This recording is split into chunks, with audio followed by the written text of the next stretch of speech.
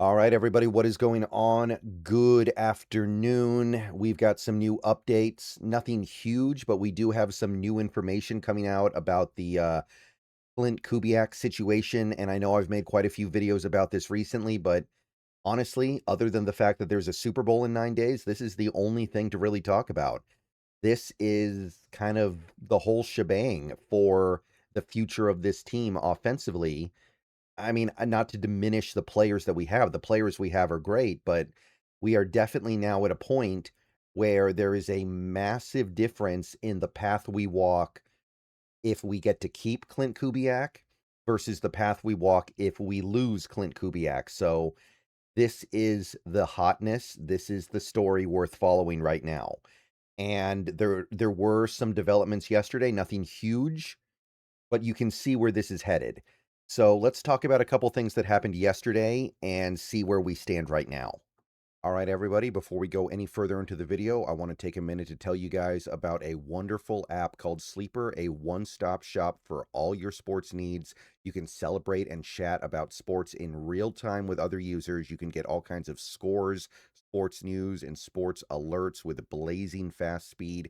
And of course, you can play in fantasy leagues and win real money on picks contests. So enjoy sports with other people in a community. Download the Sleeper app today and remember to use the promo code SBN, that is SBN, for up to $100 match on your first deposit. And they also have a free $20 entry right now, no deposit required. So pair those two up. Terms and conditions do apply. See Sleeper's terms of use for details. Currently operational in over 25 states and growing.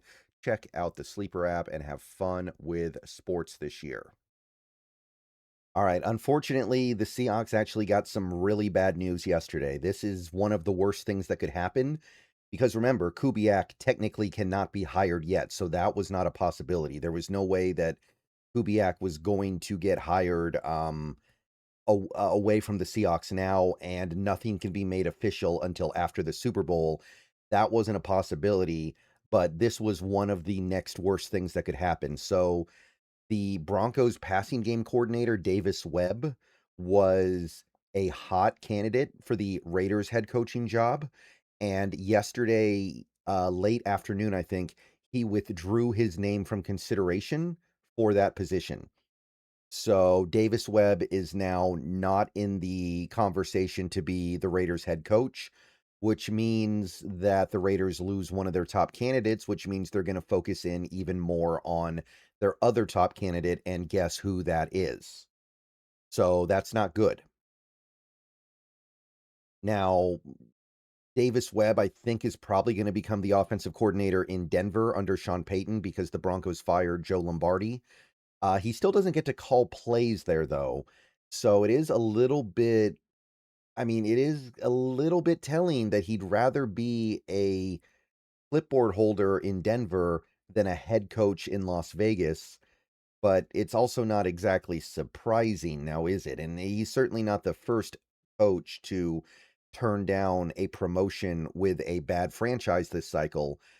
But the bottom line is, with Webb taking his name out of consideration, the Raiders are really starting to zero in on Klint Kubiak. He is clearly their number one guy. I was reading a lot of stuff yesterday talking about how he is very, very clearly the top target as of right now. And from what I've seen, pretty much every Raiders fan is hot to trot to land Kubiak as the next head coach. So this inflection point is, I think, drastically hurting our chances of keeping Klint for 2026. So what would it take now? Because remember, you've got two teams.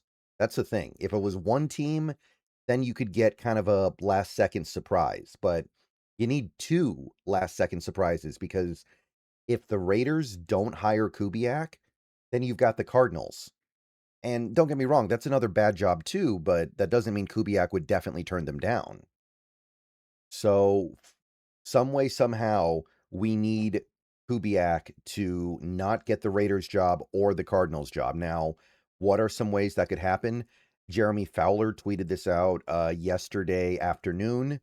One guy that is kind of sneaky hanging around for that Raiders head coaching job is Evero, the Panthers defensive coordinator.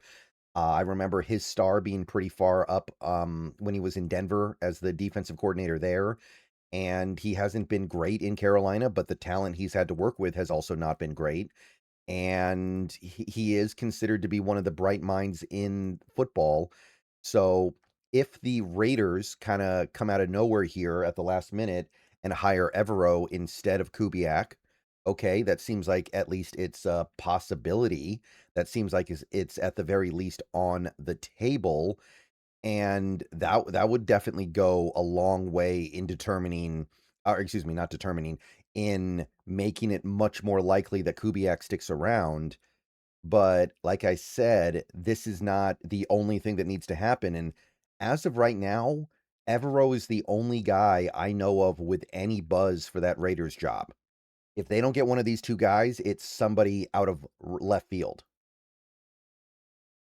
And maybe it will end up having to be someone out of left field because the job is undesirable right now. But as of right now, it's Kubiak, it's Evero, or Tom Brady may as well coach the team next year. Now, for the Cardinals, we know they like Kubiak quite a bit as well. They've had him in for 2 interviews, or they will have had him in for 2 interviews by tomorrow. I think he's interviewing tomorrow with them and the Raiders. I'm not 100% sure, but they are having him in for a second interview. So what we need to happen here is the Cardinals need to go back to their original expected selection of Mike LaFleur. LaFleur had been in for multiple interviews with the Cardinals. There was a belief that the Cardinals and LaFleur were very close to a deal, and there was a belief that it was basically in stone.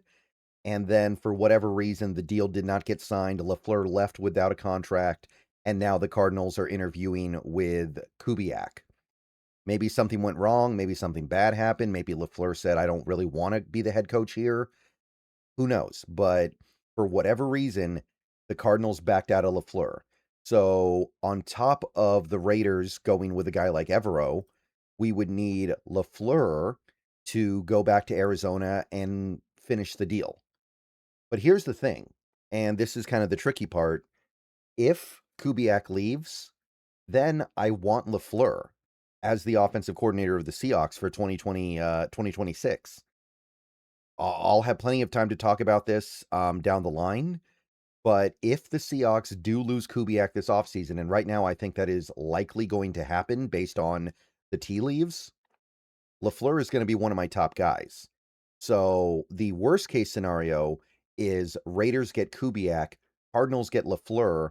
Then I don't really know what I want the Seahawks to do at that point. That is going to be tough.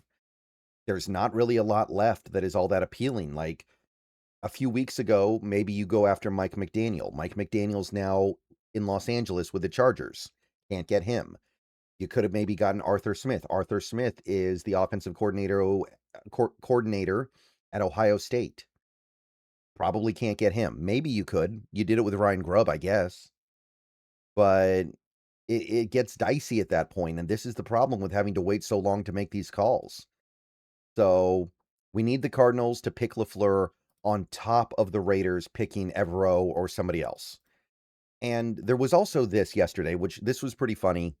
Everybody kind of had the same reaction when this broke. And granted, it's a pretty small story. I don't think anything is going to come of this. But there were reports that the Cardinals interviewed Ron Rivera for a head coaching job and may have to settle for him, which would just be perfect. Number one, that's a pretty mediocre coach that you're saddling with that you're saddling with a team that needs a lot of work done just to be competitive again. And it would also take the Cardinals off the market for taking Kubiak or LaFleur. And certainly Ron Rivera is not somebody I want on my coaching staff in any capacity. I don't even know what he would be, a linebacker coach, I guess. But yeah, you don't need that. We don't need that. And if this happens, then it does go to show that this Cardinals job is not even remotely desirable right now for actual good or even decent head coaching hires. So this is also, I guess, on the table, but all these things are thin right now. Like maybe LaFleur isn't thin, right? LaFleur I think could very reasonably close the deal with the Cardinals sometime early next week or maybe even in a couple weeks. But Evero and Ron Rivera, it's I don't know, man. I don't know. I don't know if we should bet our sanity on that. So that's kind of what we need. And look, we just saw it happen with Davis Webb, right? It just happened with Davis Webb. Maybe Kubiak doesn't leave. Brady Henderson had this tweet last night talking about how Kubiak has had to move a lot and it's been tough for him. And he's talked about how it's been tough for him to have to move around all the time. And he does wonder if he could be convinced to stay offensive coordinator, even though it's going to be a less money because he doesn't want to have to move again. 6 teams in 6 seasons if he becomes a head coach. So maybe, right? Like it does happen clearly. The Raiders and Cardinals are not good situations. And I know some people are trying to say the Raiders are, but I struggle with that. Mendoza, who they've already basically committed to drafting at this point, that is not a Kubiak quarterback. That is not a Shanahan tree quarterback at all. That is a Brian Daboll type quarterback. So I don't think that's a very good fit. There are good things about that job. There are also a lot of big problems with it. And that Arizona job, that's about as bad as it gets as far as football jobs go right now, especially if you don't think the ownership is going to have patience. And they didn't really have patience with Jonathan Gannon, right? They never let Jonathan Gannon get his own quarterback. He just had to kill 3 years with Kyler Murray, who he didn't get and didn't want, and then he was out. So maybe it's always on the table, but this is kind of what we're betting on right now, people. Wish I had better news, but I don't. And I'm going to miss him. He wasn't perfect, but that was the best OC we've had in a while. All right, see you guys later. Go Hawks. More stuff soon.